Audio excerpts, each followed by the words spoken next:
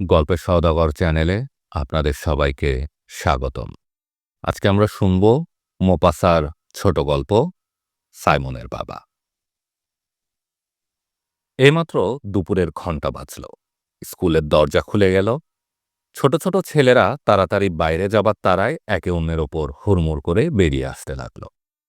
কিন্তু তাদের দৈনন্দিন নিয়ম মতো কোনো দেরি না করে মধ্যাহ্নভোজনের জন্য সবাই চলে না গিয়ে তারা কয়েক পা এগিয়ে যাবার পর দলে দলে ভাগ হয়ে চুপি চুপি কি যেন আলাপ করতে লাগলো।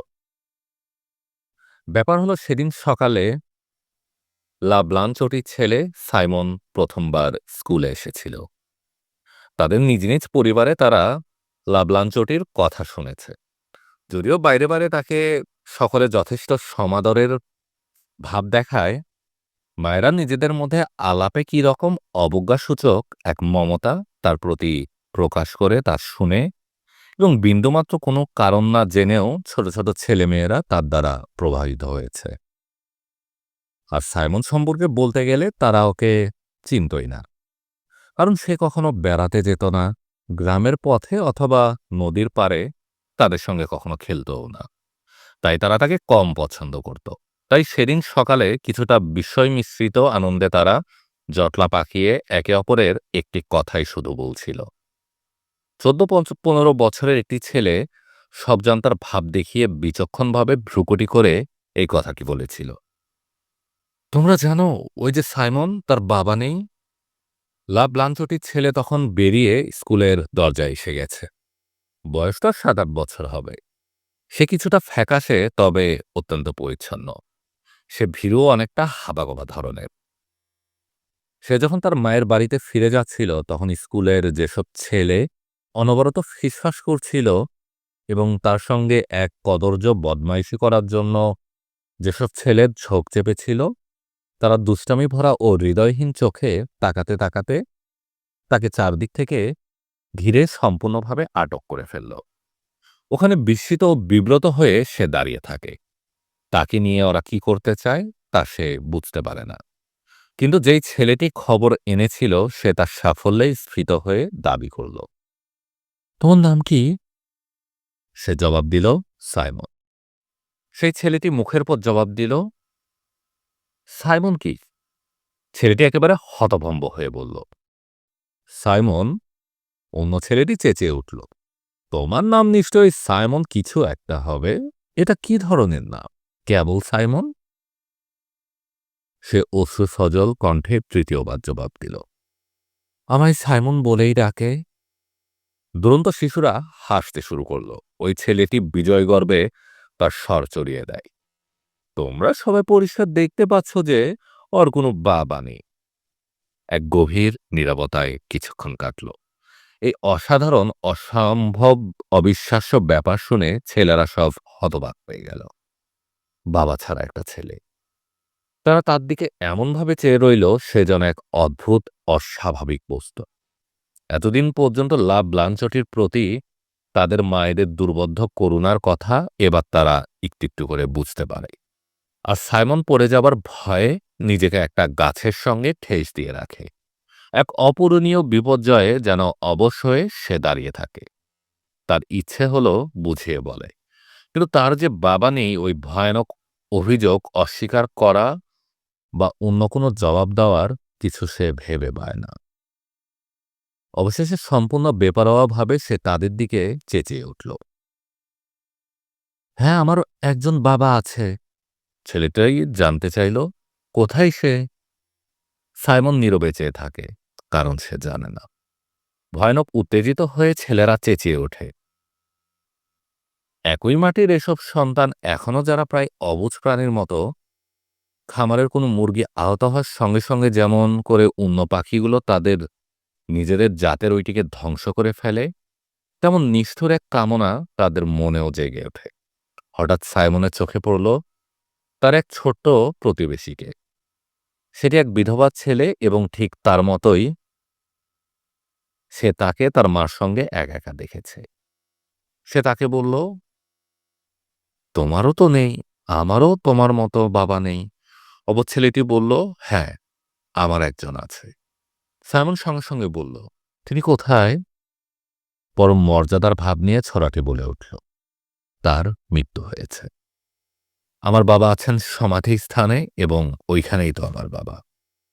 পাজিগুলোর মধ্যে এক সমর্থনমূলক গুঞ্জনধ্বনি উঠল, যেন সমাধিক্ষেত্রে একটা মৃত পিতার অধিকারী হয় তাদের সাথীর পক্ষে, যার কোনো বাবা নেই, তাকে চূর্ণ করে ফেলার মতো শক্তিধর করে তুলেছে। এইসব বদমাইশদের বাপদের মধ্যে বেশিরভাগ ছিল দুর্নীতিপরায়ণ, মাতাল, চোর আর নিজ নিজ স্ত্রীর ওপর অত্যাচারী। তারা একে অপরকে ঘেঁষতে ঘেঁষতে সাইমনের গায়ের উপর চারদিক থেকে এমনভাবে চেপে পড়ল যে যেন তারা, যেহেতু বৈধ অবৈধটিকে তারা চাপের চোটেই শ্বাসরুদ্ধ করে ফেলবে। সাইমনের ঠিক পাশে যে ছেলেটি ছিল সে তার দিকে জিভ বের করে নাচাতে নাচাতে চেঁচিয়ে উঠল, বাবা নেই, বাবা নেই। সাইমন দুই হাতে তার চুল টেনে ধরে লাঠি দিয়ে তার পা ভেঙে ফেলার চেষ্টা করে। ওদিকে ছেলেটি তার গালে কামড় বসিয়ে দেয়। ছেলে দুটির মধ্যে সাংঘাতিক মারামারি শুরু হয়ে গেল।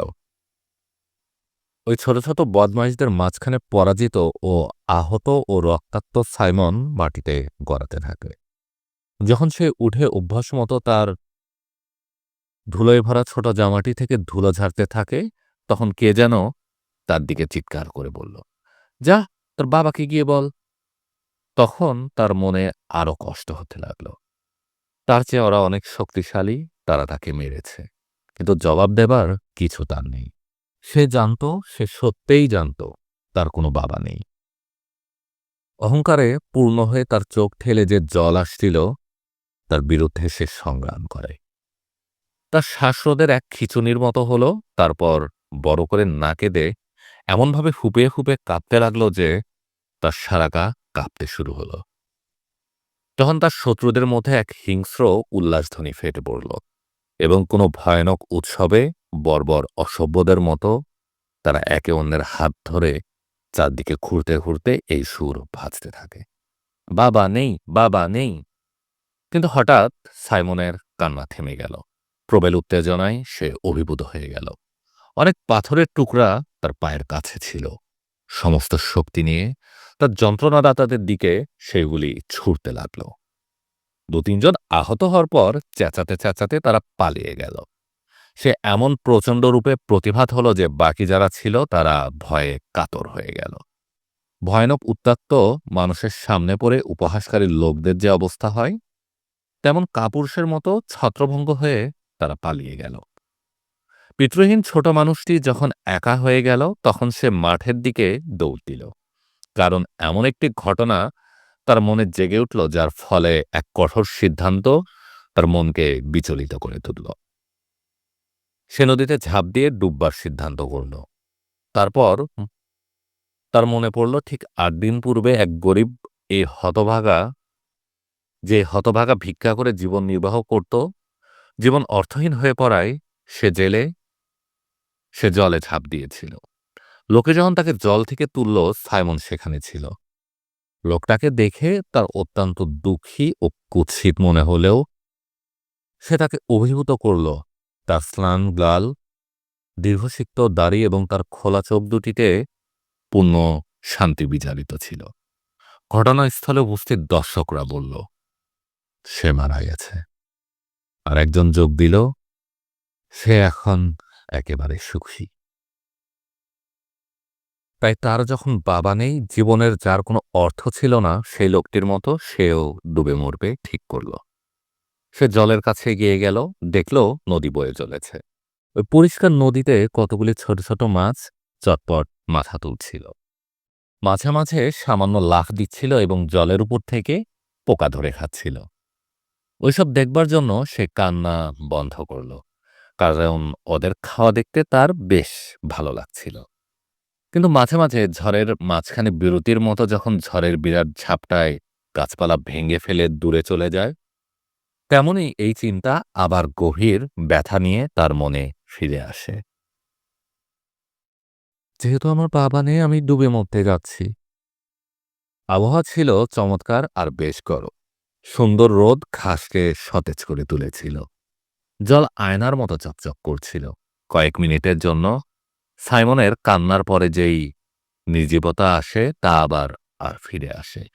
এবং তার ইচ্ছে হয় দুপুরের রোদের গরমে ঘাসের উপর শুয়ে পড়ে। তার পায়ের নিচে একটা সবুজ ব্যাঙ লাফ দিল। সে ওটাকে ধরতে চেষ্টা করল। ওটার পিছনে তাড়া করে সে ৩ বার ব্যর্থ হল। শেষ পর্যন্ত সে ওটাকে পিছনের এক পায়ে ধরে। ওই জীবটির পলায়নের প্রচেষ্টা দেখে হাসতে থাকে। ওইটির চোখ দুটি তার গোল সোনালী কোটরে স্থির হয়ে থাকে। তার সামনের পা দুখানাকে সে ঠিক হাতের মতো করে ব্যবহার করে। বাতাসের মধ্যে ছটপট করতে থাকে। তার একটি পুতুলের কথা মনে পড়ল। ওইটি ছোট পাতলা কাঠের টুকরা আড়াআড়ি করে পেরেক দিয়ে গেঁথে তৈরি করা এবং তার সঙ্গে যুক্ত ছোট ছোট সৈনিকের কুচকাওয়াজ ওই একই রকমভাবে নিয়ন্ত্রিত করত। তারপর তার বাড়ি ও মার কথা মনে পড়ল। গভীর দুঃখে অভিভূত হয়ে সে আবার কাঁদতে শুরু করল। ঠোঁটগুলি তার কাঁপতে শুরু করল এবং হাঁটুর উপর মাথা গুজে সে শয্যা গ্রহণের পূর্বের উপাসনা করতে শুরু করল। কিন্তু তা সে শেষ করতে পারল না, কারণ এমন দ্রুত ও সাংঘাতিক কান্নাতে সে ভেঙে পড়ল যে সে ভয়ানকভাবে অভিভূত হয়ে পড়ল। সে আর কিছু ভাবে না, তার চারপাশে কি হচ্ছে তা সে লক্ষ্য করে না। সে শুধু কাঁদতেই থাকে। হঠাৎ একখানা ভারী হাত তার কাঁধের উপরে এসে পড়ল এবং এক কর্কশ কণ্ঠ তাকে জিজ্ঞেস করল, আমার ভালো মানুষটি, তোমার এত দুঃখ কিসের? সাইমন সেদিকে ফিরল। এক দীর্ঘকায় শ্রমিক, চুলগুলি তার সব কোঁকড়ানো আর মুখে কালো দাড়ি। সে তার দিকে ভালো মানুষের মতো তাকিয়ে আছে। তার চোখ আর গলায় কান্না ভেজা। সে জবাব দিল, তারা আমায় মেরেছে কারণ আমার বাবা নেই। হাসতে হাসতে লোকটি বলে, কি? সবারই তো বাবা আছে। বেদনার বিক্ষেপে শিশুটি দুঃখের জবাব দেয়, কিন্তু আমার আমার আমার কেউ নেই। তখন শ্রমিকটি গম্ভীর হয়ে যায়। সে ব্লাঞ্চটির ছেলেকে চিনতে পারল। যদিও এই পাড়ায় নবগত, তবু সে ওই মেয়েটির ইতিহাস সম্পর্কে অস্পষ্টভাবে কিছুটা শুনেছে। সে বলল, শোনো লক্ষ্মী ছেলেটি, দুঃখ করো না। আমার সঙ্গে চলো তোমার মার কাছে, সে তোমাকে একটা বাবা দিবে। তখন দুজনেই তারা যাত্রা শুরু করল। বড়জন ছোটজনের হাত ধরে চলল। লোকটি আরেকবার হাসল, কারণ জনপ্রিয় সংবাদে যে ব্লাঞ্চটি গ্রামাঞ্চলে অন্যতম সুন্দরী শ্রেষ্ঠা বলে পরিচিত, তার সঙ্গে দেখা করতে যেতে তার দুঃখ নেই। এবং হয়তো সে মনে মনে বলতে থাকে, অন্তরের অন্তঃস্থল থেকে তার মনে হয়, যে মেয়ে একবার ভুল করেছে সে আবার সহজেই ভুল করতে পারে। তারা পরিষ্কার পরিচ্ছন্ন ছোট সাদা একখানা বাড়ির সামনে এসে পৌঁছল। ছেলেটি বলে ওঠে, ওই তো দেখা যাচ্ছে। তার সে ডাক দিল, মা। একটা মেয়ে বেরিয়ে এলো। শ্রমিকটির মুখের হাসি শুকিয়ে গেল, কারণ সঙ্গে সঙ্গে সে উপলব্ধি করল ওই দীর্ঘ স্লান মেয়েটিকে আর প্রতারণা করা চলবে না। যে মেয়েটিকে তার বাড়িতে আগে একটা পুরুষের দ্বারা প্রতারিত হয়েছিল, সে বাড়ির প্রবেশপথে সে আর একটা পুরুষের কাছ থেকে নিজের আত্মরক্ষার জন্য কঠোর ভঙ্গিতে দাঁড়িয়ে আছে। তার টুপিটি হাতে নিয়ে কিছুটা ভীতিকর ভাবে সে থতমত খেয়ে বলে, দেখুন মহাশয়া, আপনার ছোট ছেলেকে আমি নিয়ে এসেছি। সে নদীর কাছে হারিয়ে গিয়েছিল। সাইমন তার মায়ের গলা দুহাত দিয়ে জড়িয়ে ধরে কাঁদতে কাঁদতে মাকে বলে, না মা, আমি ডুবে মরব স্থির করেছিলাম, কারণ অন্যরা আমায় মেরেছিল। তারা আমাকে খুব মেরেছিল, কারণ আমার কোনো বাবা নেই। যুবতী মেয়েটির মুখখানা উজ্জ্বল লাল হয়ে গেল। সে অত্যন্ত ব্যথিত হয়ে তার শিশুটিকে আবেগ ভরে আলিঙ্গন করল। তার মুখ বেয়ে চোখের জল পড়ে। অত্যন্ত বিচলিত হয়ে লোকটি সেখান থেকে কেমন করে চলে যাবে বুঝতে না পেরে সেখানে দাঁড়িয়ে থাকে। হঠাৎ সাইমন ছুটে এসে তাকে বলল, তুমি আমার বাবা হবে? তারপর গভীর এক নীরবতা। লজ্জায় নির্বাক ও ব্যথিত হয়ে লাঞ্চটি হাত দুখানা বুকের উপর রেখে দেওয়ালে হেলান দিয়ে দাঁড়িয়ে থাকি। ছেলেটি যখন দেখল যে তার কথার কোনো জবাব আসছে না, তখন সে বলে উঠল, তুমি যদি না হতে চাও, আমি গিয়ে আবার জলে লাফ দিব। শ্রমিকটি কথাটিকে পরিহাস্য ছলে গ্রহণ করে হাসতে হাসতে জবাব দিল, হ্যাঁ, আমি ঠিকই তা হতে চাই। তখন ছেলেটি আবার বলতে থাকে, তাহলে তোমার নাম কি বলো, যাতে অন্য লোকে তোমার নাম জিজ্ঞাসা করে তখন আমি বলতে পারি। লোকটি জবাব দিল, ফিলিপ। সাইমন কিছুক্ষণ চুপ করে থাকে যাতে ওই নামটি তার মনে গেঁথে থাকে। তারপর তার দুহাত বাড়িয়ে অনেকটা সান্ত্বনা পেয়ে সে বলল, বেশ তো ফিলিপ, তাহলে তুমি আমার বাবা হলে। শ্রমিকটি তাকে মাটি থেকে তুলে নিয়ে তার দুগালে আড়াআড়ি চুমু দিয়ে জোরে জোরে পা চালিয়ে চলে গেল। পরদিন যখন ছেলেটি স্কুলে ফিরে গেল, তখন এক ঘৃণার হাসি তাকে অভ্যর্থনা করল। স্কুল ছুটির পরে ছেলেরা তখন বাড়ি ফিরবার উদ্যোগ করছে। সাইমন তখন তাদের দিকে ঢিল সরার মতো করে বলে উঠল, আমার বাবার নাম হলো ফিলিপ। চারদিকে এক আনন্দের কোলাহল উঠল। কোথাকার ফিলিপ? কোন ফিলিপ? এই ফিলিপ দুনিয়ার কোথায় থাকে? তোমার ওই ফিলিপকে তুমি কোথায় কুড়িয়ে পেয়েছ? সাইমন কোনো জবাব দিল না। বিশ্বাসে অটল থেকে সে তাদের সামনে থেকে পলায়নের চেয়ে বরং শহীদ হওয়ার সংকল্প নিয়ে সে তাদের দিকে অবজ্ঞার দৃষ্টিতে তাকিয়ে রইল। স্কুল শিক্ষক এসে তাকে বাঁচিয়ে দিলেন। তারপর সে বাড়িতে তার মার কাছে ফিরে গেল। মাস ধরে সে দীর্ঘকার শ্রমিক ফিলিপ প্রায় লাঞ্চটির বাড়ির পাশ দিয়ে যাতায়াত করছে। মেয়েটিকে যখন জানালার পাশে বসে সেলাই করতে সে দেখত, তখন কোনো কোনো সময় সে তার সঙ্গে সাহস করে কথা বলত। মেয়েটি বেশ ভদ্রভাবে, সবসময় শান্তভাবে তার কথার জবাব দিত। সে কখনো তার সঙ্গে হাসি ঠাট্টা করত না বা তাকে ঘরে ঢুকতে দিত না। এসব সত্ত্বেও অন্যান্য সব মানুষের মতো, কিছুটা ফুলবাবুর মতো সে মনে মনে ভাবতে থাকে যে মেয়েটি যখন তার সঙ্গে আলাপ করে সেই সময় ছাড়া অন্য সময় তাকে প্রায় বেশি গোলাপি দেখায়। কিন্তু সুনাম একবার হারালে তা পুনরুদ্ধার করা এত কঠিন যে, এবং তার এমন ক্ষণভঙ্গুর থাকে যে লাঞ্চটি যতই সলজ্জ গাম্ভীর্য রক্ষা করুক না কেন, ইতিমধ্যে পাড়ায় কানাঘুষা শুরু হয়ে গেছে। সাইমনের দিক থেকে সে তার নতুন বাবাকে ভালোবাসতে লাগলো এবং দিনের কাজ শেষ হওয়ার পরে সে তার সঙ্গে রোজ সন্ধ্যায় বেড়াতে থাকে। স্কুলে সে রীতিমতো যেতে থাকে এবং তার স্কুলের সাথীদের মধ্যে তাদের কোনো কথার জবাব পর্যন্ত না দিয়ে বেশ মর্যাদার ভাব নিয়ে চলাফেরা করতে থাকে। যে ছেলেটি প্রথম তাকে আক্রমণ করেছিল সে তাকে একদিন বলল, তুমি মিথ্যা কথা বলছো, ফিলিপ নামে তোমার কোনো বাবা নেই। বেশ বিরক্ত হয়ে সাইমন দাবি করল, কেন, তুমি ওরকম কেন বলছো? তরুণটি নিজের রাগ রগড়াতে লাগলো। সে জবাব দিল, কারণ তেমন যদি তোমার কেউ থাকতো তাহলে সে তোমার মায়ের স্বামী হতো। ওই সত্য কথার যৌক্তিকতায় সাইমন বিভ্রান্ত হয়ে গেল। তা সত্ত্বেও সে জবাব দিল, সে যাই হোক, তিনি আমার বাবা।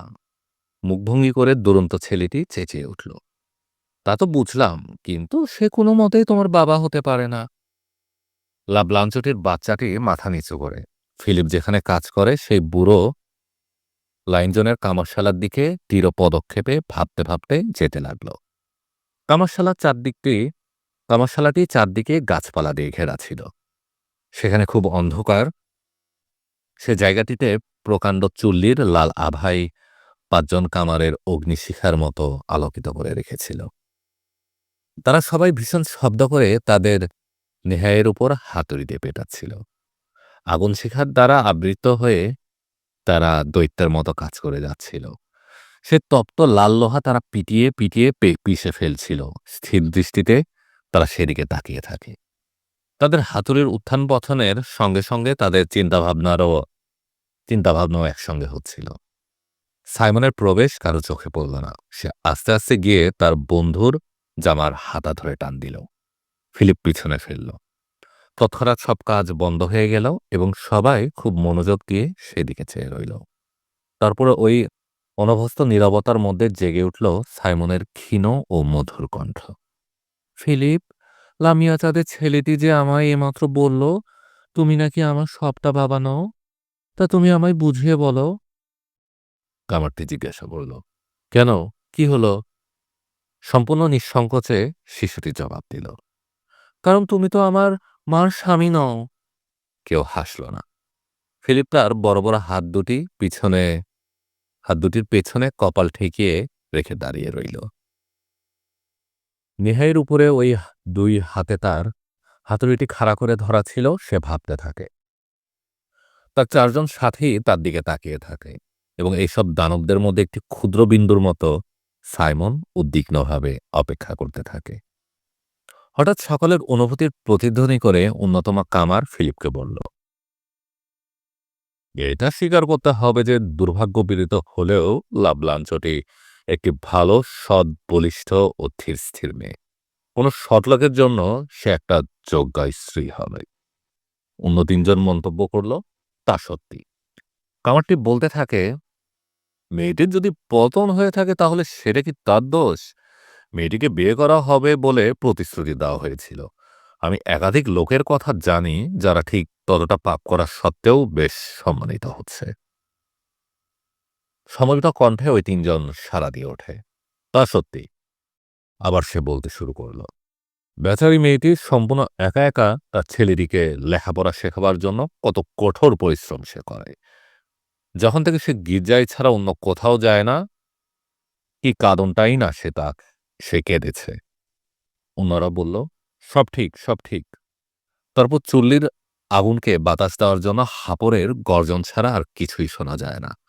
ফিলিপ তাড়াতাড়ি নিচু হয়ে সাইমনকে বলল, যাও গিয়ে তোমার মাকে বলো যে তার সঙ্গে এসে আমি আলাপ করব। তারপর ছেলেটিকে ঠেলে সে বের করে দিল। সে তার কাজে ফিরে গেল। আবার নেহাইয়ের উপর একসঙ্গে পড়তে থাকল 5টি হাতুড়ি।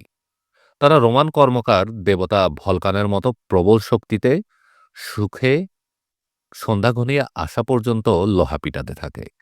কোনো ভজন দিবসে অন্যান্য ঘণ্টার ঝুনঝুন শব্দের চেয়ে গির্জার বড় ধ্বনি যেমন অনেক বেশি করে শোনা যায়, তেমনি অন্যান্য হাতুড়ির চেয়ে ফিলিপের হাতুড়ির শব্দ অনেক জোরে প্রতি সেকেন্ডে এমনভাবে বাজতে থাকে যে কান বন্ধ হয়ে যাবার মতো হচ্ছিল। আগুনের উপর চোখ রেখে অগ্নিস্ফুলিঙ্গের মাঝখানে খাড়া হয়ে বসে সে প্রবলভাবে তার জাত ব্যবসা করতে থাকে। সে গিয়ে যখন লাঞ্চটির দরজায় আঘাত করল, তখন আকাশ তারায় ভরা। তার গায়ে ছিল তার রবিবারের ব্লাউজ, নতুন একটি শার্ট, দাড়ি তার বেশ করে ছাটা। তরুণী গৃহদ্বারে এসে বেদনা ভরা কণ্ঠে বলল, মিস্টার ফিলিপ, এখন রাত হয়ে গেছে, তা এভাবে এলে লোকে খারাপ বলবে। তার জবাব দেবার ইচ্ছা হয়েছিল, তবু সে কিছুটা বিড়বিড় করে মেয়েটির সামনে বিব্রত হয়ে দাঁড়িয়ে রইল। মেয়েটি আবার বলতে থাকে, আর আপনি বেশ ভালো করেই বুঝতে পারেন যে আমায় নিয়ে আবার কোনো কথা উঠুক, তা ভালো হবে না। তখন সে হঠাৎ বলে উঠল, তুমি যদি আমার স্ত্রী হও তাতে আমার কি এসে যায়? তার কথার কোনো জবাব শোনা গেল না, কিন্তু তার মনে হলো ঘরের ছায়ায় একটি দেহের পতনের শব্দ শোনা গেল। খুব তাড়াতাড়ি সে প্রবেশ করল। শয্যায় শায়িত সাইমন একটি চুম্বনের শব্দ এবং খুব কোমল কণ্ঠে তার মায়ের কিছু কথা শুনতে পেল। তারপর হঠাৎ সে দেখল তার বন্ধু তাকে তুলে নিয়েছে হারকিউলিসের মতো বলিষ্ঠ তার দুটি হাত দিয়ে। তাকে সে বলে উঠল, তুমি তোমার স্কুলের সাথীদের বলে দিও যে তোমার বাবার নাম ফিলিপ রেমি কামার। কেউ যদি তোমার কোনো ক্ষতি করে সে তার কান মলে দিবে। পরদিন সারা স্কুল যখন ভরে গেছে এবং পড়া শুরু হতে চলেছে, তখন ছোট্ট সাইমন খুব ম্লান মুখে উঠে দাঁড়ায়। ঠোঁটগুলি তার কাঁপছিল। পরিষ্কার গলায় সে বলল, আমার বাবার নাম ফিলিপ রেমি, সে কামার। যে কেউ আমার পিছনে লাগবে তিনি তার কান ছিঁড়ে দিবেন বলেছেন। এবার আর কেউ হাসল না, কারণ কামার ফিলিপ রেমি অতি সুপরিচিত। তাকে বাবা হিসেবে পেলে দুনিয়ার যে কেউ গর্ববোধ করবে। আপনারা শুনছিলেন মোফাজ্জল লেখা ছোট গল্প সাইমনের বাবা। এরকম আরো গল্প উপন্যাস শুনতে চাইলে আমাদের গল্পের সওদাগর চ্যানেলে চোখ রাখুন।